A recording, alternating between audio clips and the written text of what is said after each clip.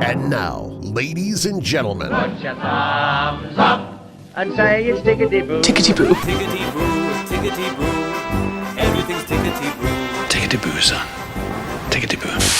Tickety-boo. And welcome to this episode of the Tickety-boo podcast. In this episode, we're going to explore the fascinating topic of self-identity and how it can impact our mental health. Have you ever stopped to think about how you perceive yourself? What makes you unique? What makes you different from others? And what gives you your sense of self? Well, these are questions that we all struggle with at certain points in our lives, and they can over time have a significant impact on our mental well-being. In today's episode, we'll be discussing the importance of having a strong sense of self, how our upbringing and life experiences shape our identity, and how negative self-perceptions can lead to mental health issues such as anxiety and depression. We'll also be sharing some practical tips and strategies to help you build a positive sense of self and improve your overall mental health and well-being. So whether you're struggling with your sense of self or simply interested in learning more about this fantastic topic, you won't want to miss this episode. Hi Suzanne, how you doing? I'm doing good. It's been a busy week, but it's been great. I'm looking forward to this one today. I'm not quite sure where it's going to go, but it's such a big topic. We've got some questions that we definitely want to build into the show. So I'd really like to have a chat with you and kind of get your perspective on this. I'll throw in some questions that we've got as well, and we'll see what we can do to make sure that the people listening don't tune out. Let's keep them there with us. So I thought what we would do is initially start off with talking about how the roles we take on in our life impact our sense of self. You know, all the different roles that we'll play through different points.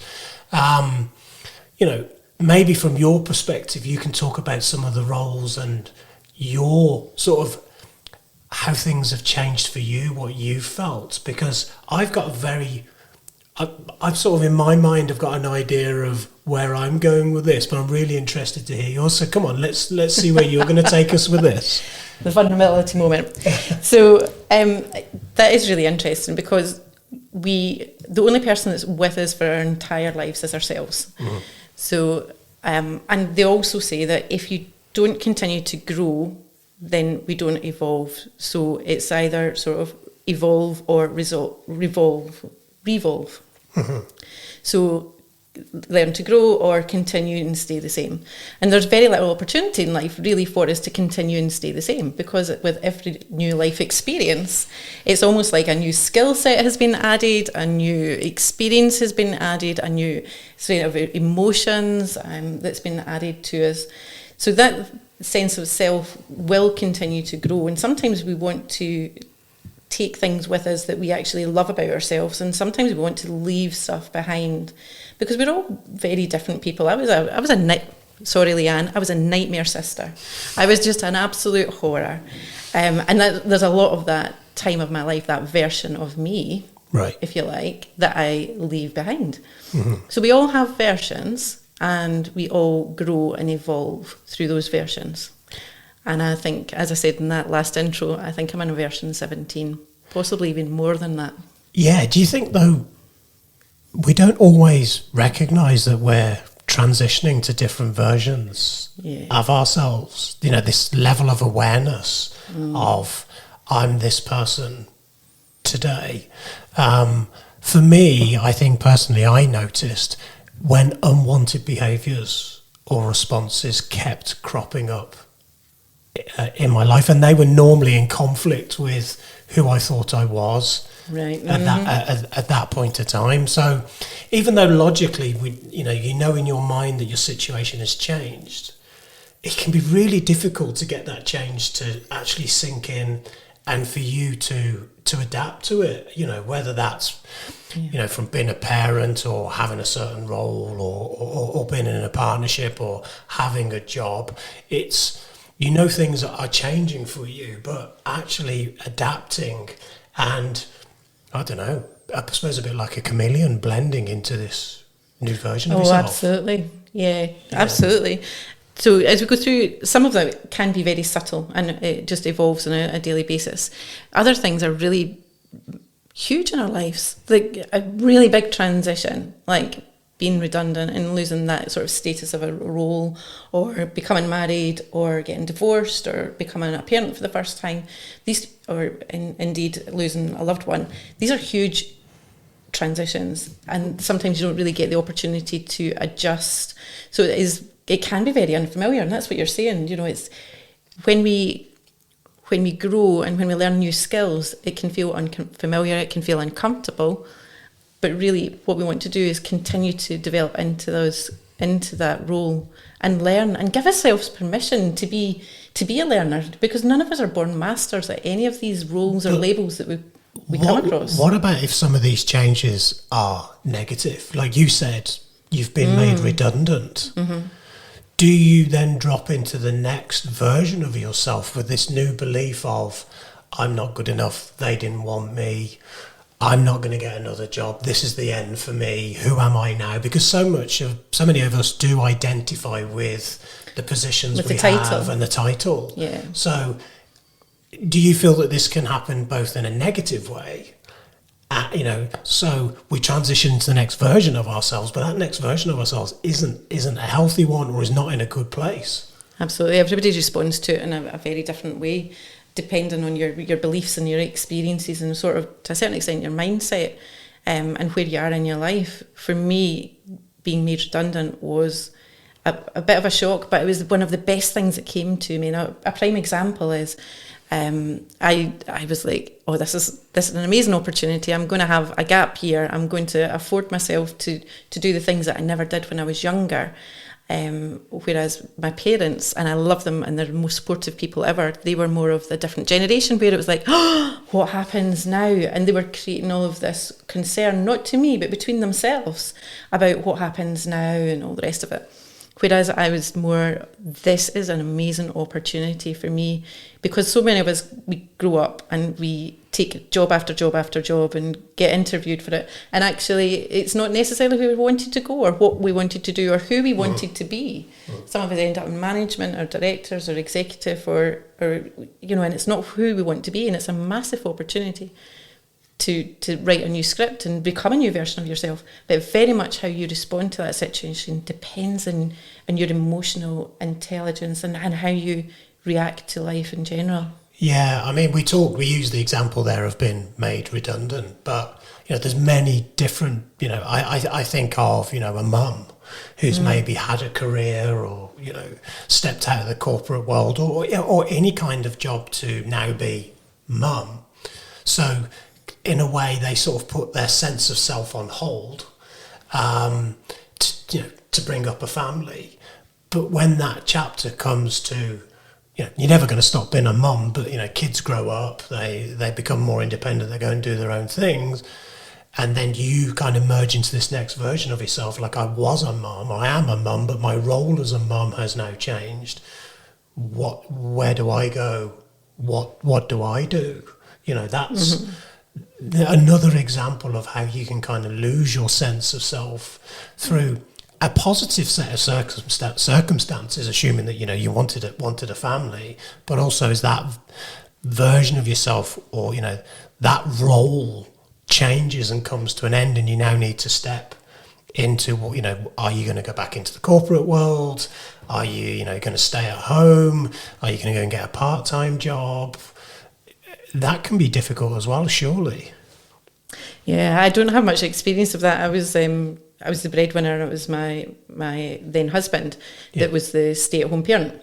So that's the decision that worked for us. And because I did have a corporate career in the management team, I went straight back to work. So it's not something I've really had to face.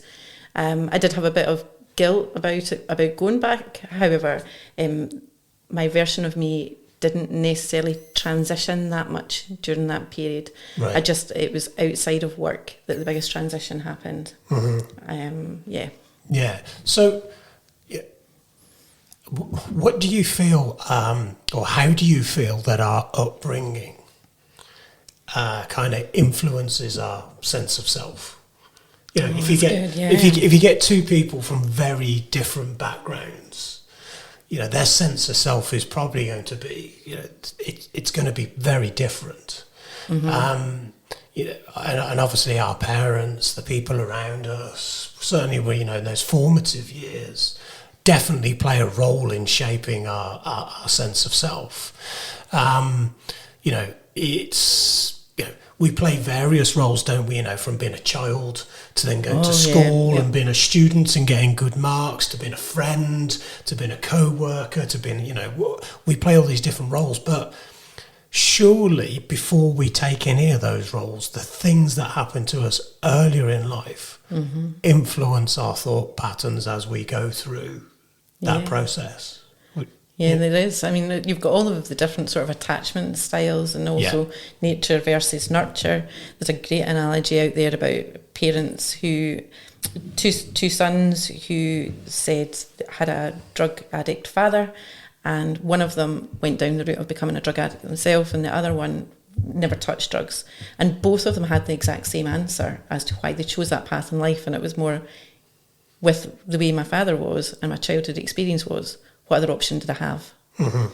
So there's so many different possibilities and permutations within that, whether it's nurture, attachment style, outlook, or anything like that. Or indeed, to a certain extent, whether you're firstborn or you're a middle child or you're the youngest, or if you're a solo child. Yeah, everything's different. Yeah. So, but I think the main thing is understanding who you are and that you are worth it. So if you've had that belief from you were younger, that you're worth it and that you are never made to feel guilty or shamed for any of the decisions that you take or even the mistakes. I mean, we're all learners, but sometimes parents don't afford the kids the ability to have that. So it depends very much on how you were raised. Yeah, absolutely. You know, when we perform well, we feel like, you know, we've achieved something. But when things don't quite go to plan, we kind of feel a sense of inadequacy, a sense of shame. And that doesn't matter how old you are or where you are in life. Like, I know for me, my childhood definitely had a major part to play in my sense of self, with, you know, coming from a home where there was divorce at a very early age, and I didn't really understand what was going on.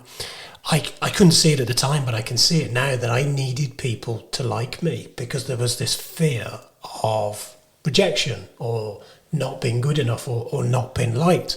So that version, you know, whether you were a kid playing in the playground or, you know, you were going to an out-of-school activity or around to your mate's house, you had to be the popular one. But in reality, you can't always be the popular one, you know, and that creates lots of pressure on yourself, lots of anxiety, lots of sorts of people-pleasing type traits. It does. Now, that sense of self was projected onto me. I didn't choose to take that. My environment programmed me to be like that.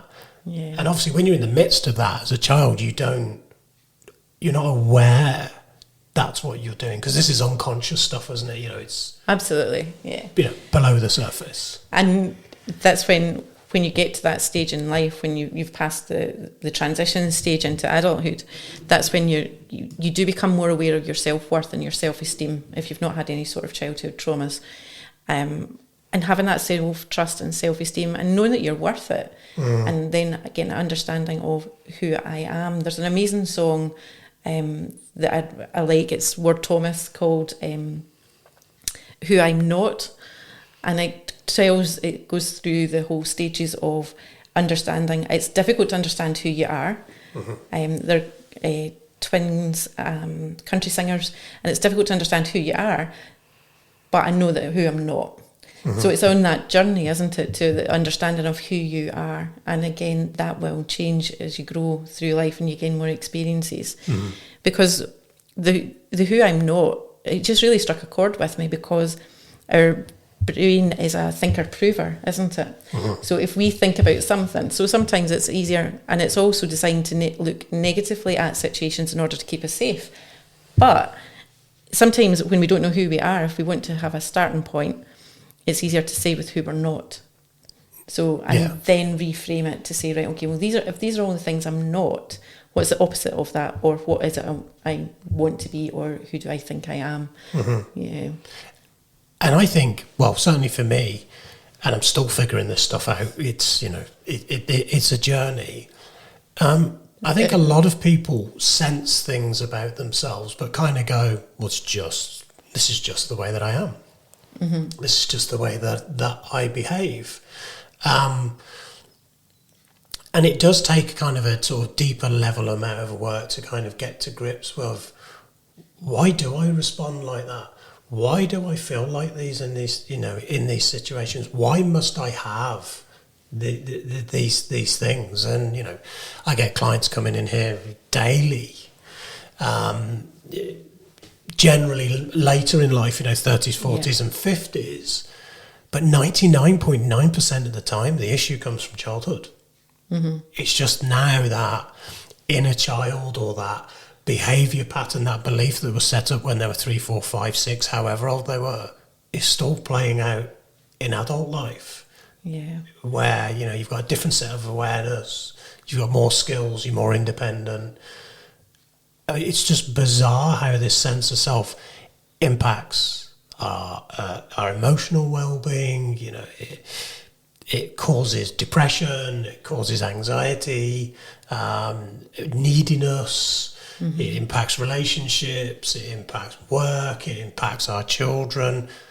But most of us haven't got a clue this stuff is going on. Yeah. Or indeed are masking who we are. Hiding from who we are, hiding because we don't think we're enough. Yeah. And actually that's a lot of hard work, is to do all of that inner messy work and understanding and actually beginning to love yourself and appreciating who you are. Yeah, I mean, I can't even imagine, trying to get to that place of going, I'm good enough as I am, or I'm good enough. There's things about myself I would like to improve, or I'd like to change, but I'm good enough. That's a difficult place for people, because we're really good at self-criticism, aren't we, and knocking ourselves down. I think it's a really powerful place to go, I'm good enough as I am. I'm a work in progress. There's things I want to change, but the problem is change is deeply uncomfortable, isn't it? Hugely uncomfortable, and that's what I'm saying. It's messy, it's emotional, and it is actually, you need a lot of grit to go down. Do you know? Yeah. And if it's not safe, that's another reason why we can mask, is that it's not safe to be somebody else than who you are in a particular situation or environment. But the worst people you can mask from is masking from yourself and hiding who you really are. Because as I said at the beginning, our relationship with ourselves is the only one we'll have throughout our entire life. Yeah. So it's better to be honest with yourself and have that self-trust and that reliability and that accountability to yourself. So do you think we consciously control our sense of self, or do you think we really don't have that much control over it? I think it's really interesting. I mean, that is a really good point. Because there's so many, again, coming back to clients, there's people who come in and sit down and we'll talk about it, and then it's like, so who are you? And for a lot of them, it's the first time they've actually sat back and had that time just to think, who am I? And they'll start by saying, I am this job, I am a sister, I am a this, and they start reeling off all of these roles that they are in life. And it's like, well, if you strip all that away, what are you left with? Because you could lose your job tomorrow, you could be divorced, there's so many different things that we've got no control over. But if you start stripping that away, then who are you left with? And that's more about your characteristics and your behaviours and your traits and things like that. So who are you when you don't have the flash car anymore because you don't have that job, without that status symbol? Who are you? Yeah. And that is also, it's a lot of digging down to go, right, okay, who am I? Yeah, I mean, in my opinion is, I think you can be consciously aware of the things that you do, but I don't think at a conscious level you can continue to control it. probably a bad analogy, but dieting, a lot of conscious effort, can't eat this, shouldn't eat that, avoid this and avoid that. And let's be honest, conscious effort, willpower lasts for a few weeks and, you're on the sofa with a bar of dairy milk. So I think it's a deeper level piece of work. And, this sense of self, certainly the behaviours that come out the back of that are unconscious, a bit like our blinking, our breathing, our blood pressure, our body temperature, that all that stuff that's taken care of automatically in the background. I think our behaviours, they're running. We're not aware they're running. I think the secret is to be conscious, at a conscious level, to become aware of the behaviours that you run that you don't like, so you can start to reprogram them, and that's normally through some kind of therapy or reprocessing of stuff. But kind of the reason I've asked this question is because I think maybe some people will be listening to this going, I've really tried to change who I am or control who I am, but there's another part of you running this. Yeah, subconsciously. Yeah, this subconscious behaviour that you're not even aware is running. It's just there in the background, a bit like software, and it's almost like that software needs a patch. It needs an update. But to make change, first of all, you consciously have to be aware there's something about yourself or something that you do or a certain way that you feel in certain situations that you want to change. That's got to be the starting point. Yeah, absolutely. Yeah. And even if it's not necessarily about the outside world, and it's more about your inner world, because you're in inner turmoil, because you don't think you're good enough, or there is sort of any sort of perceived lack in that area, then it can come from that aspect as well. Yeah. But the thing is, as you know, we resist change. Yeah. We fiercely resist change. I mean, the amygdala in our brain is hardwired to avoid change because it brings uncertainty into our lives. The brain likes order. And why do we resist change? Because we're afraid. Yeah, we don't like the unknown, do we? Our sense of selves, our beliefs, our behaviour patterns might be unhealthy, and we've probably been running them for decades. But we know what we're getting. Yeah. Good and bad. It's familiar. It might not be healthy, but it's familiar, isn't it? Yeah. I can look back at traits, feelings, responses, triggers that would happen to me. And if you said back to me then, right, there's a wand here and I can wave it and we'll take that response away and we'll replace it with this response. Part of me goes, oh, that sounds good. But there's another part of me going, well, hang on a minute, what will that be like? Yeah. Is that a good thing? Is that a bad thing?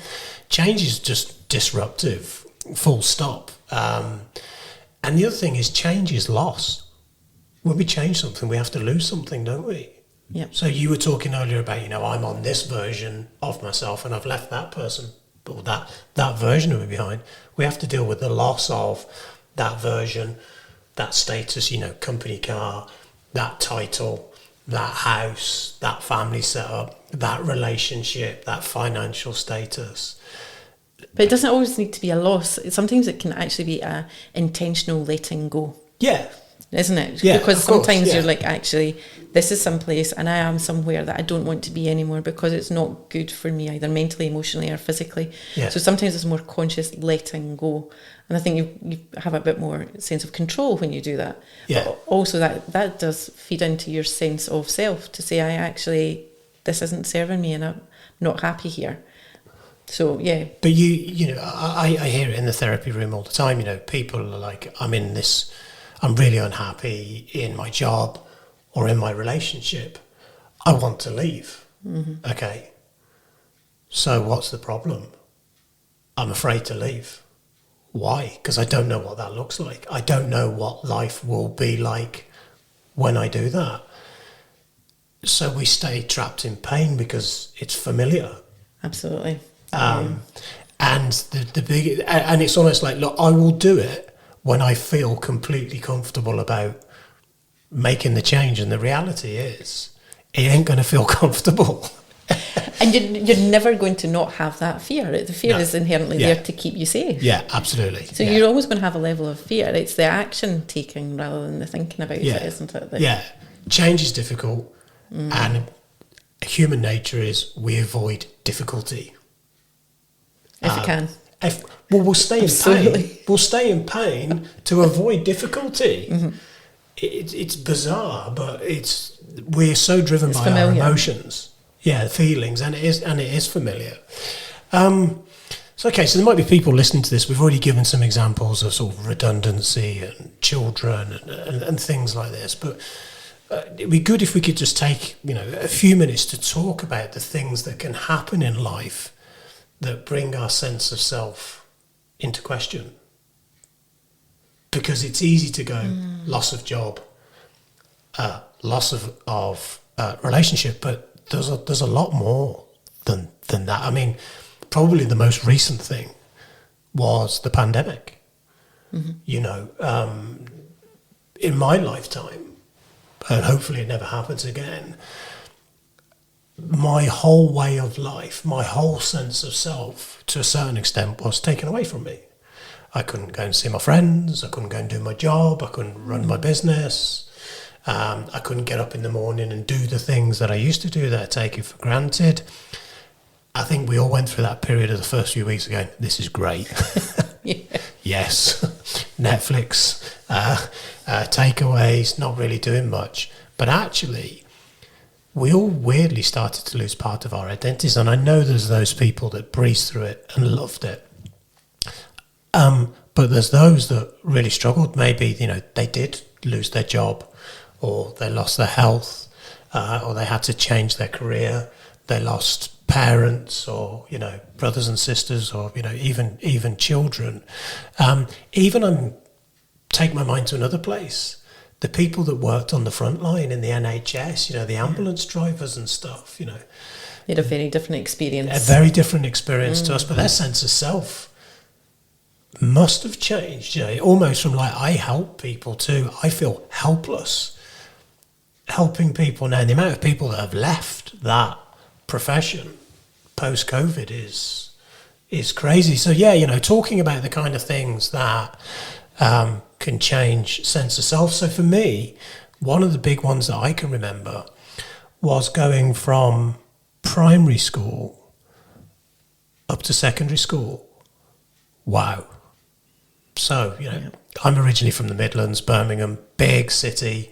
I was very lucky. I went to a very tranquil primary school in a lovely little village. And then when I went up to secondary school, it was out of the village. It was a school with over 1,500 kids. So I went from a school from a couple of hundred kids to 1,500 kids. And actually what happened for me was, I don't know if it's the same here in Scotland, but when you come to leave primary school to go up to secondary school, we had options. You'd have a list of schools that you would pick, your preferred, your first, your second, your third. And we did that. And all of my friends got the schools that they picked. And I got none of the schools. They were really far away, 10 plus miles away. There was 3 local schools to me. I didn't get into any of them. So my mum decided, you're not going to any of them. I'm going to homeschool you until we sort this out. And I can't remember how long it was, but I reckon I was out of school for probably 6 months. And there was to-ing and fro-ing. And then eventually the school that I wanted to go to agreed to take me. So I came into first year senior school late. And I appeared in this huge school. I mean, the fifth years, who, were 15, 16, looked like blokes to me. They were huge, they had moustaches. And I'm felt really intimidated. But also, on top of that, coming in 6 months later into that, I had a few friends there that I kind of knew. But what actually happened was, because it all happened very quickly at my school, we used to wear white shirts, blue ties. But because it happened very quickly, I think there was a call, and within a day or two I was in school. I only had a light blue shirt, which I wore for the first day, which happened to be the same colour shirt of another school down the road who were the arch enemies of this school. So all the school went, this guy has just appeared, he's wearing a blue shirt, he's come from Dame Elizabeth down the road, he's the enemy. So immediately I became, a target of aggression and bullying and all the rest of it. So my sense of self changed from this, school's lovely, I get to go and play with my friends and it's a safe place, and to, oh my God, hostility, fights, bullying, the world's not a safe place. So going up through that for me was definitely, I completely lost my sense of self during that, and having come from a place of being a bit of a need to be liked because of what happened to her earlier in life, and then you go into an environment going, oh my God, nobody likes me, in fact everyone wants to kill me. That caused massive problems, and that went all the way through senior school for me. But yeah, you've probably got your own perspective on situations that can make you question your sense of self. What do you think? Yeah, those ones that must have been such a hard experience, Andy, to be go from quite an intensive trauma to another one, effectively, that impacted your daily life, because you had no option but to go to school unless you returned to homeschooling. Yeah. So that must have been quite character building, and to a certain extent, you having those protective mechanisms around you that you would have as coping mechanisms. And as you said, one of the biggest coping mechanisms that many of us develop through trauma is becoming people pleasers. Yeah. Which is, that's a topic in itself, isn't it? Oh, yeah, and it's one we will cover. In fact, there's an episode coming up very soon about it. But you're right. There are so many different experiences, both negative and positive, that can shape who we are. A lot of it, again, comes into the ego brain. Yeah. I'm this and I'm that and I'm the next thing, until somebody calls you out and gives you a different label to say, no, you're not. Yeah. And then that self-doubt kicks in. Yeah.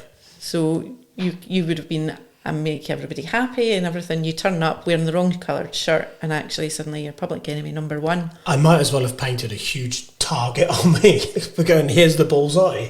It was. And kids can be brutal. Very much so. Okay, so there was bullying, but it wasn't just bullying, it was just this general, you're not one of us. But bullying, talk about that, whether it be at school or in the workplace, your sense of self completely and utterly changes, to I'm not likeable, I don't deserve to be treated well, the world's not a safe place. There's so many things that can happen to us, and what you don't realise is, okay, what happened to me at secondary school, that was, I'm not going to say how many years ago, but it was enough years ago. But there's still a part of me that's, that's still there, that still needs healed, pops up now and again to remind me of things. And, I'm very open about my anxieties and stuff like that. That very much had a part to play in that.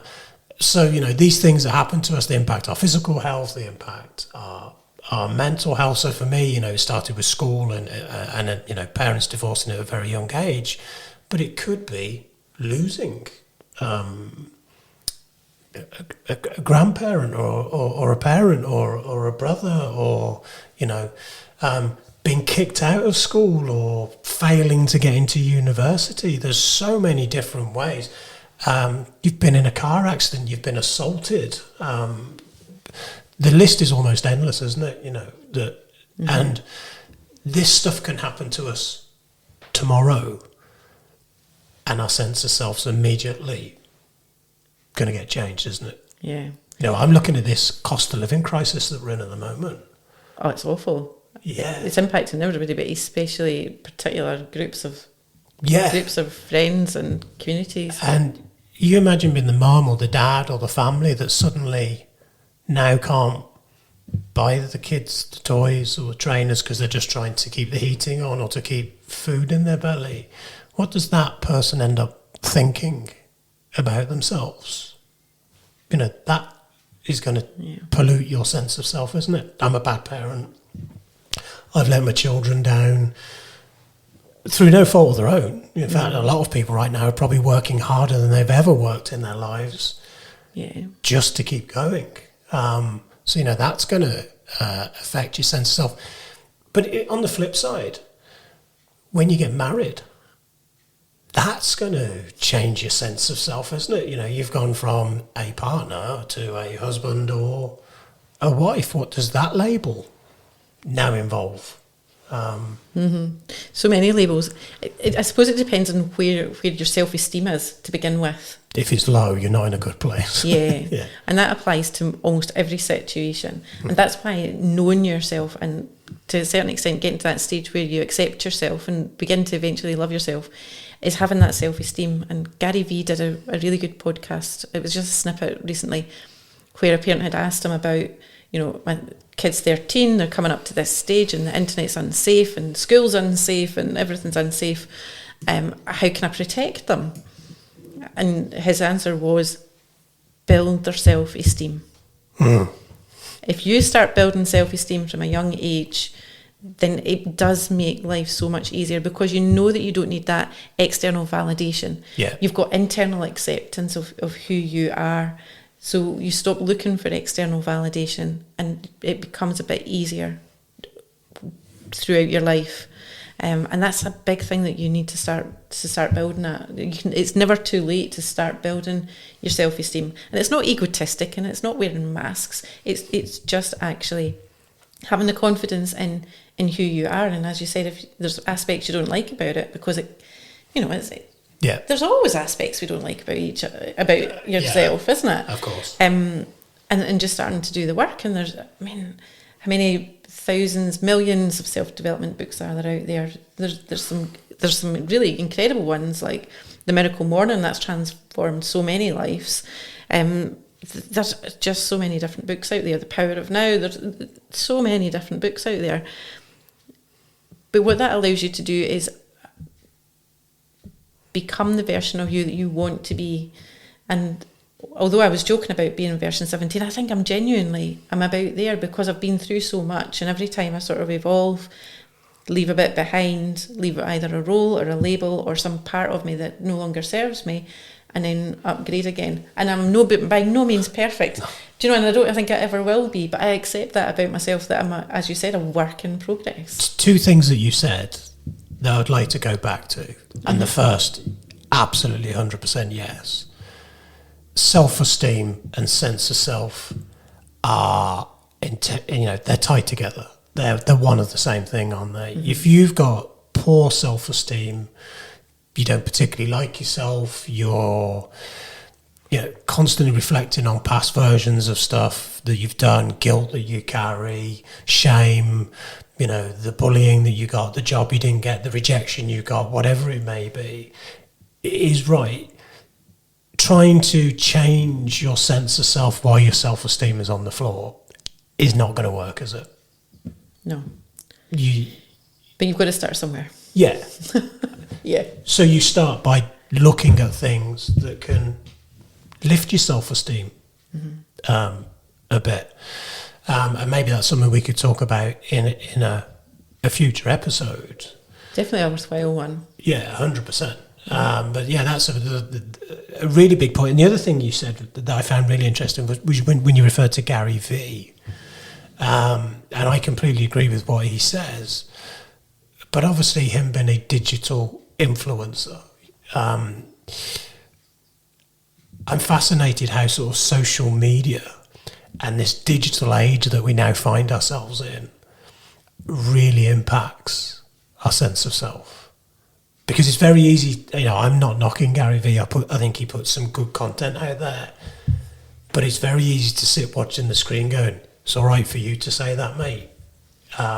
We get these influencers that encourage us to present the perfect version of ourselves to the world as they present their perfect version of themselves to you on Instagram or TikTok, whatever it is. Oh, filters. Yeah, living a filtered life, and I don't know if anybody knows me. I live a very unfiltered life. much to sometimes my kids' dismay. But I do not conform with any filters. It's just like what it is what it is for me. I don't agree with, because you can filter your life just the same way as you can filter the camera, can't you? You add on the Snapchat stuff to make you look different than what you are, smooth out the skin, smooth out the wrinkles, and then to the extent that sometimes some people that I know can post a picture and I don't even recognise them because it's so far removed of who they actually are. But the camera, they say the camera doesn't lie. In this instance, it does.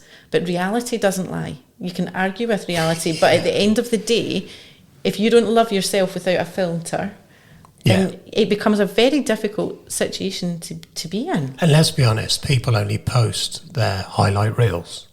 You know, they go into the gym or the holiday. They don't show you the chaos that normally runs under the surface. The problem is, you know, whether you're a young mind or your self-esteem is low, you look at these people, that leads us into comparisons. And when we look at those people, it's very easy to feel inadequate. I should be like them and I can't be. So my opinion is social media, as good as it can be, equally is as bad. And if your self-esteem's on the floor and you look at that person and go, what's the point? I'm never going to be like them.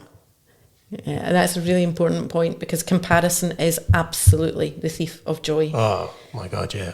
When you build your self-esteem, joy comes back into your life because you become more grateful for different things that you have or that that you've experienced, and that gratitude really does lift the joy element in your life. But when we start comparing ourselves to other people, all joy is removed, because then that's when you get into other sort of traits like jealousy and things that actually don't serve us. I mean, there is no point in getting jealous about something because we just don't have it, and it's accepting the reality. Byron Katie says you can argue with reality 100% of the time, but you're always going to be wrong. Yeah. So why actually torment yourself with actually going down that comparison?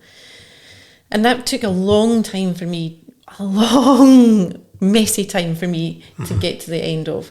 Because when I went through my divorce, it shattered my belief of what a normal family should look like. It shattered a whole load of what I believed to be society rules about successful marriages and a successful person. And it shattered so much of my beliefs that it took me a long while to come back, because again I was comparing myself to different people and I was like, I can compare all day, but it's actually not helping me at all. And it was that ability to actually switch off that comparison. It's like, I'll be a cheerleader for you instead, to go, that's amazing that you're where you are, but equally I'm loving life where I am because I'm happy where I am. So but it was hard. Yeah, I can imagine. So the first thing is recognizing the things that you're doing, whether that is I am sitting doom scrolling for hours, watching TikToks or whatever it is, comparing myself to these people, or I'm looking at the Joneses across the road who seem to have the perfect 2.4 children, the dog, and that their life looks amazing to me. Behind closed doors, it could be bedlam. You just don't know. But I suppose you need to get to this place in your mind, this place in life where you're ready to start to mark this distinct break from the behaviour and from the past. Like that metaphorical, there needs to be a line drawn in the sand.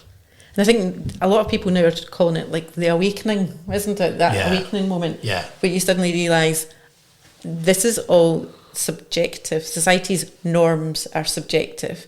They're not actual hard and fast rules. They're not laws. Yeah. And actually taking that step and sort of deconstructing everything so that you can actually put your pieces back to be who you want to be and live the life that you want. And like I say, I have an unfiltered life. I do a lot of unusual activities, shall we say. And the other day, it was one of these things where it was just driving from thing to thing to thing, and I had a lot on, and a lot of exciting things on, that really topped up my emotional well-being. And one of them, I was like, oh, do you know, sometimes I just try and fit in too much.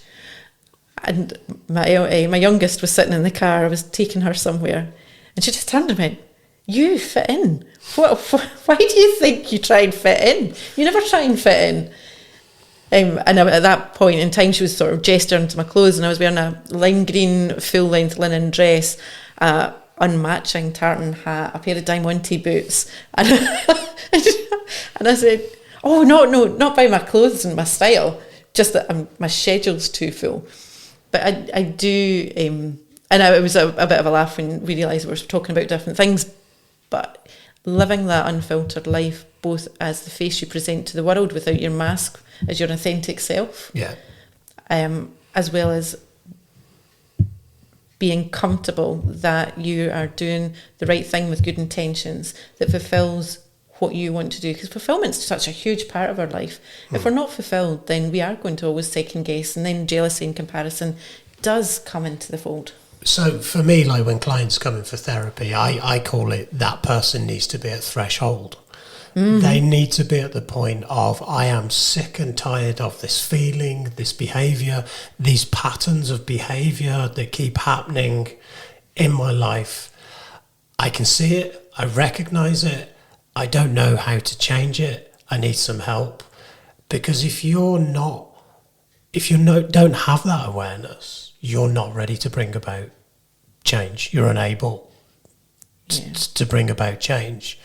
Do you think, a lot of people, we've talked about a lot of things that can happen that sort of make you question your sense of self. Do you think these things change your personality? And what I mean by, do you think they change your personality? Do they make you cynical? Do they make you jealous? Do they make you resentful? Do they bring out not necessarily good qualities in you? If you don't have that sense of self and love that version of you? Yeah, absolutely. Absolutely. Mm-hmm. And don't get me wrong, see within, I know it's almost a tangent, but within that version of yourself, you can still have different flavours. Your overall values don't change, but you can have different flavours of that version depending on the role that you're in. So, for example, when I'm in my parent role, I am one flavour of that, but fundamentally my values and characteristics don't change. I'm still being true to myself, but the way that I operate might be slightly different. The same as when I'm running in a therapist role is very different to the person who I am when I'm on the tap dancing. And then very different to swimming. So when I have a group of friends that are loud and boisterous and we go and we have a lot of fun, but I've also got a very quiet swimming group. And it's just about balancing those needs. We're all human, we all have particular needs that we need fulfilled. And it's all right to be different flavours of that version of yourself. It's not being untrue, it's not being double-faced, it's just making sure that you fulfil that need in that particular time and honouring what your needs are and making sure that they are met. So suppose, if you're listening to this and you're, some of it's resonating with you, what are some of the signs and things that you should be looking out for to sort of go, hang on a minute, I might need to do some work here, I need to recognise some things? Because one of the things that I felt, and by the way, I'm still very much a work in progress. Oh, me too. Is the first thing that I recognised was I felt stuck. I didn't really feel I could move forward in personal growth. I was really struggling to sort of reevaluate where I was. Didn't know if I wanted to go that way, had no idea what I wanted. So very much for me, it felt like my sense of self was diluted. I don't know if you've ever had that sense of feeling stuck or a little bit lost. Oh, often. And that's, as you said, that's sometimes the catalyst for change. Or when you reach that threshold of, I can't go on, I'm sick and tired of being sick and tired, I can't go on like this anymore. Other people have almost a groundhog experience, and that's what I was saying about either evolve or revolve. Yeah. You grow in a particular trajectory, which is great if you know where you're going, and that's another topic in itself, isn't it? Or you revolve and you're just going round and round and round in circles, doing the same thing consistently. And if you're happy doing that, there is nothing wrong with that. If you are in a good place and everything's rosy and that's where you want to be because that's where you get fulfilled, that's great. Yeah. Not everybody needs to keep growing, but as long as... One of the biggest changes for me when I was stuck was embarking on the Miracle Morning. And the Miracle Morning is a book written by Hal Elrod where he gets you to look at different aspects of your life and start to do a self-audit and it gives you a mechanism and a structure and a framework for starting to make change. That was a really big catalyst, as was sorts of other things. About a decade ago was TED Talks. TED Talks, saved me, as well as the therapy, and very, very supportive parents and people that you can trust, that inner circle that people talk about. But yes, actually sitting down, and sometimes it's that realisation of I'm not comfortable, I'm not living an authentic life, and I'm not sure what I'm doing anymore. That kind of sparks a lot of these sort of thought processes. So what can we do then to improve our sense of self? If you're listening to this and you're like, okay, I recognise, check, I'm ticking a lot of these boxes. What are some things that people can do to help themselves? So it's probably a case of understanding who you are. We could probably put together a PDF on this to share with it, and a list of sort of recommended reading. There is no one right answer because we are so unique and so different, and there's different aspects of our life that we want to do. Some of the things that we can point people towards outside of therapy is the wheel of life, where you almost do an audit as to where you are in each aspects of your life. I call it level 10 living in some of my coursework, where it's what does my level 10 life look like for 12 different aspects of your life, and then you do a sort of gut feel check-in once a month to go, this is where I am. So my finances are a 10, which is fine. My personal relationships are a 2, which is fine. My spirituality or my emotional health is like a 5. And then start looking at the things you want to improve. And a lot of it, because then you need to be accountable to improve it. You need to be reliable, again, to yourself. So there's different aspects of that actually starts building trust within you, and when you you trust yourself, then all of the other things it's about taking baby steps. Yeah, I think for me, one of the first things I had to do was learn how to be on my own. Be happy in your own. That's huge. Company, because, we were talking about earlier in life with divorce and then, having to be liked and then going into a school environment that was initially quite hostile. Being alone, felt very much alone for a lot, and it was really uncomfortable. You wanted people around you, you wanted a sense of security, and sometimes you connect to energies that weren't good for you, but it was like, well, it's better than nothing. So I think learning to be alone is huge in helping you move forwards. Absolutely. What I would sort of just slightly tweak it to say is learning to be alone but not lonely. Yeah, there's a difference there, isn't there? Yeah. Personally, I love being alone, and I'm never ever lonely. I'm never lonely when I'm alone. And that is sort of a panacea point for me to be. I love going off on adventures and having solo adventures and actually just looking after my needs, because we're spread so thin sometimes throughout life, aren't we? Yeah. Especially after COVID, and people are working harder and longer hours. Then sometimes you are spread really, really thinly. And that ability to just come back to self and go, what is it I need? I need connection with other people. I need engagement and boisterous, or actually I need a bit of solitude, especially if you're an ambivert who floats between sort of introvert and extrovert. Yeah. what is it I need, and looking at what you need and honouring what you need and going and doing that. Because I think, if you can learn to be okay in your own company, that's really powerful, because if you're uncomfortable being alone, you'll stay in situations that you know aren't good for you because it's familiar. Because, as we talked about earlier in the episode, change is frightening.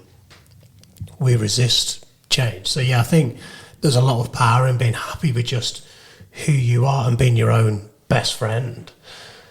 That helps you make better decisions. But I think the second thing for me was defining the things that I liked and the things that I didn't like. That, literally sitting down with a pen and a piece of paper and going, absolutely, yeah. I like this, I don't like that. And that includes things that you do, things that you feel, things you've done, all of these things, but creating a list of all that stuff, because that gives you data. But the hardest thing out of all these points was learning to say no. That, boundaries, yeah. Really difficult when you haven't got a good sense of self, or your self-esteem.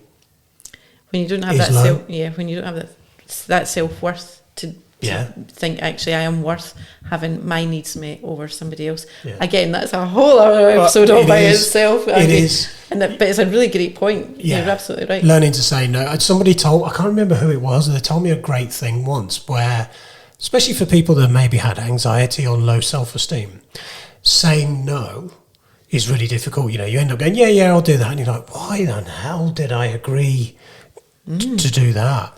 There's a really great little hack that you can do, which is rather than saying no, you say to the person, could you do me a favour? Is there any chance you could do this for me on Tuesday or whatever, they're asking you.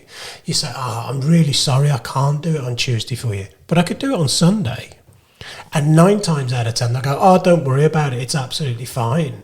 And you've not said no, you've said, I can't do that, but I could do this. And most times they'll not take the alternative. And it's if you're just gently learning to say no, it's much easier to do that and go, no. That's a great tip. Yeah, I can't do that, but I can do this. It just gives you that space to pause and reflect. And another really good one to sort of pause is to say, thanks very much for thinking about me. Actually, I'm not sure what my calendar's looking like at the moment. I'll get back to you. Yeah. And it just gives you that breathing space. If you don't yet have that confidence just to say no, because no is a word all in itself, an answer all in itself, isn't it? 100%. But it's having that confidence to be able to just say, no, I'm sorry, I'm not doing that. And even after I said that just now, no, I'm sorry. Well, actually, I'm not sorry.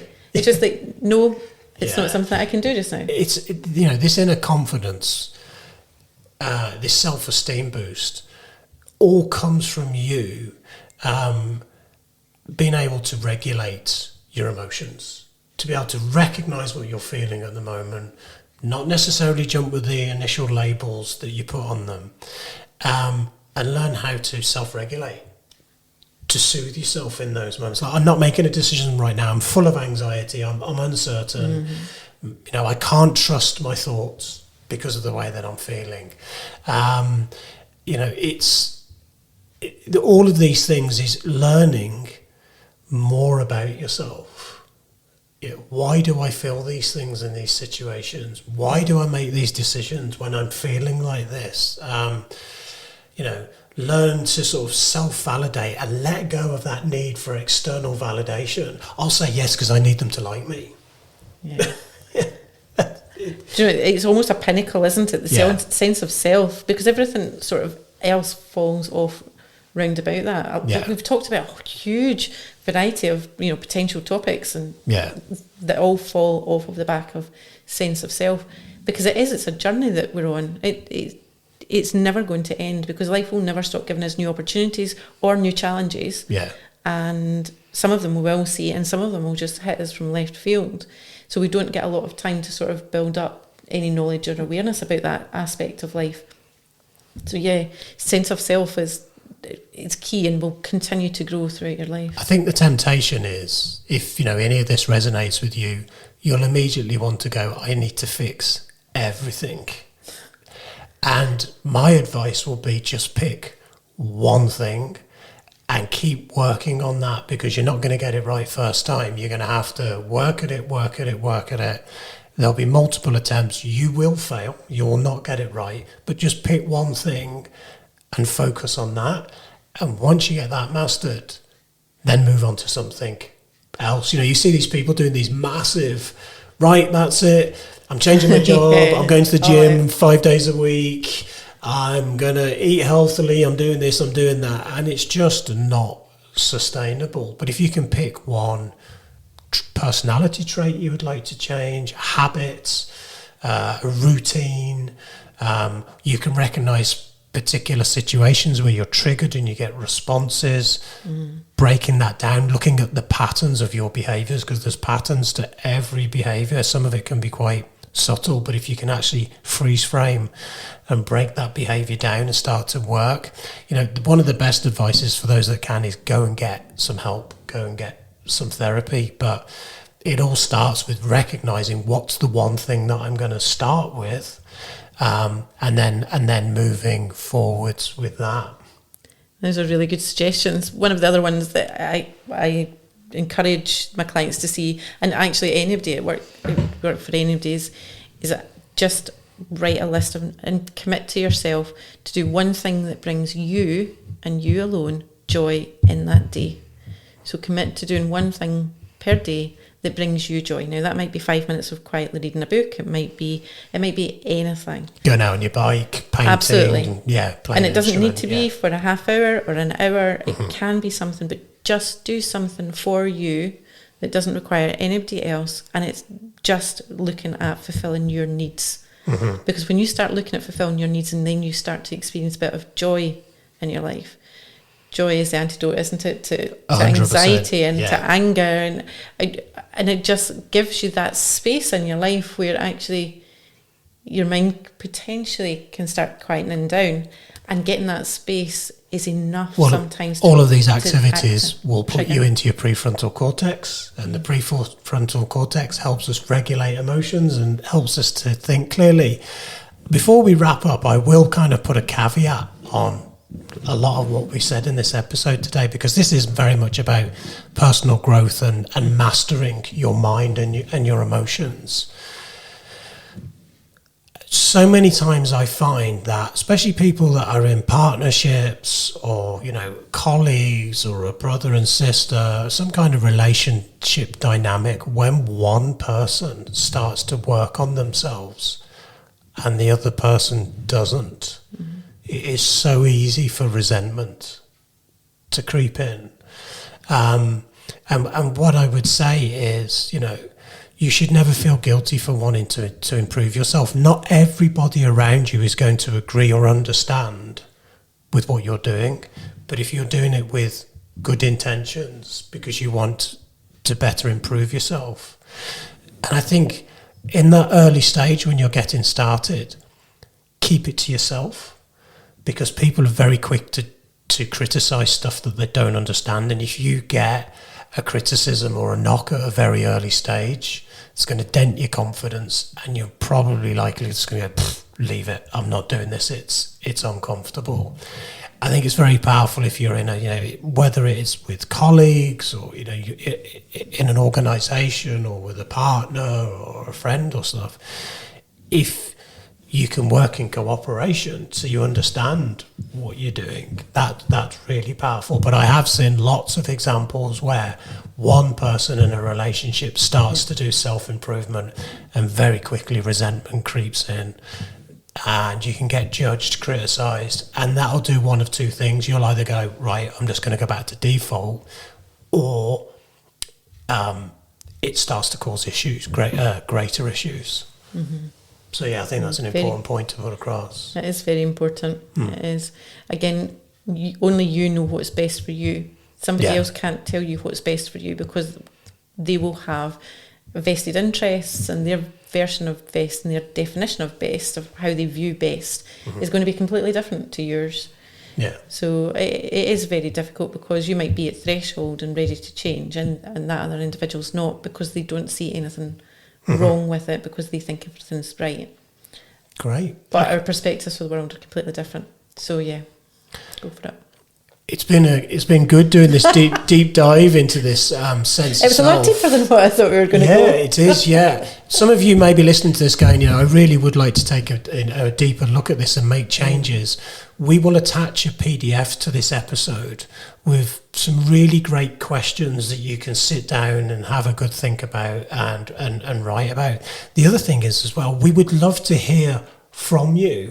If you've listened to this and you've recognized something in yourself where you'd like to ask us a question, or something's come out of this you'd like us to cover in a future episode, the email is hello@tickety-boo-podcast.co.uk. Drop us an email or leave us a comment if you're on YouTube or whichever platform you're watching on, and we will endeavour to get back to you and cover subjects. But we would love to hear from people that pick up from this and run with it. So in the next episode, we're going to be talking all things anxiety. So sense of self can definitely lead to way too much anxiety. So we're going to do a bit of a deep dive into anxiety in the next episode. But Suzanne, thanks. It's been great talking about it today. Hope you've enjoyed this subject as well.